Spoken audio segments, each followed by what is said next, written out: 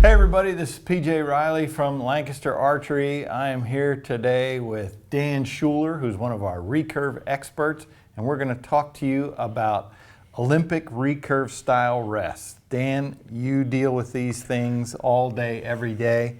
Give us a rundown on the different styles of Olympic style rests. Okay, we have 4 very common models that you'll see Olympic style archers using. I will note that Olympic style archers are using all of these in combination with some sort of plunger. This is a Shibuya DX plunger, but it can be any array of plungers. But what you want in a plunger is just to have an adjustable plunger to help you achieve a couple things regarding center shot and along with stabilizing a recurve arrow. And we have 4 different styles of rest that are commonly shot. Over here on the left-hand side, we have a bolt-on style rest, which is a ZT Spigarelli rest. Very common model, has a thick wire, and it is a magnetic rest. So when you see a magnetic rest, this helps with clearance. So the wire is actually coming back into place every time after the shot through a magnet. And the other 2 models here, the AAE Champion 2 also has the same magnetic where it'll come back, along with this Shibuya Ultima rest is also magnetic. Now this is a bolt-on style rest model. There are also stick-on style models, and we have 2 different stick-on style models. I wanted to point these out because they have 2 different purposes, and they can both be used with a heavy arrow setup or a light arrow setup, indoor or outdoor arrow. But you'll notice this Champion 2 has a thicker wire.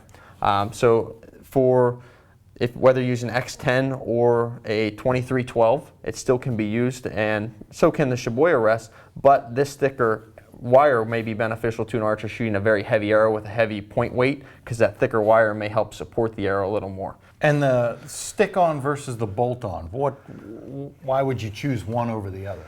It's personal preference. They're going to overall have the same function.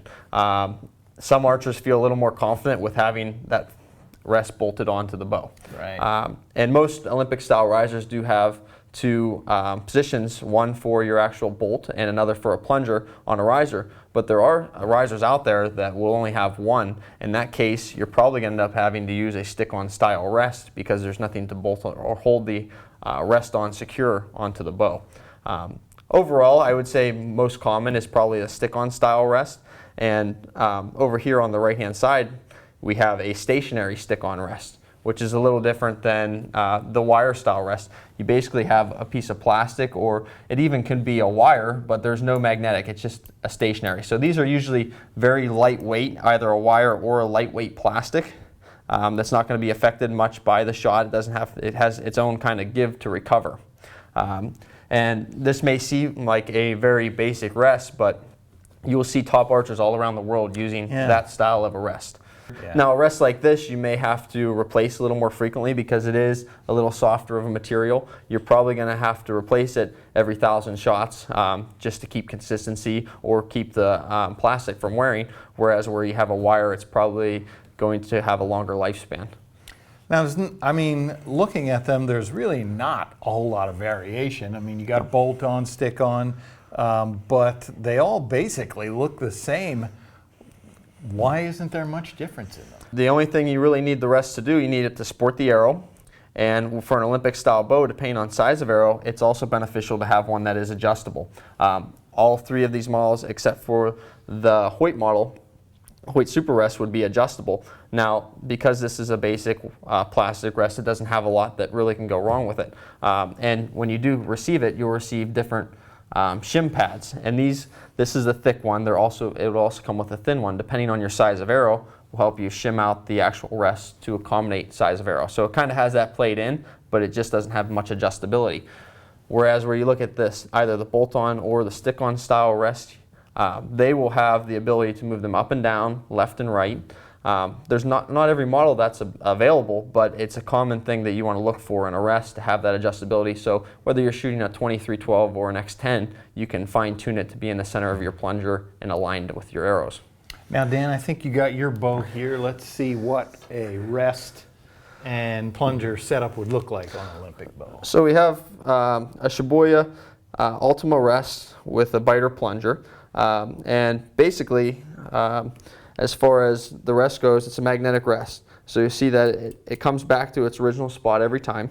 And when the arrow would be laying on here, you would have the center of the arrow very close to the center of the plunger. Some archers set it just slightly higher or low, but the main functionality of this is it's down the center of my bow, so my alignment's good, and I had the ability to adjust the height along with the left to right adjustment so I can accommodate center shot.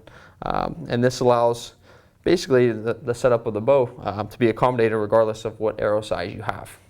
And you mentioned personal preference for these rests. So, and that top archers will shoot this one. So there's not really a like beginner, intermediate, expert.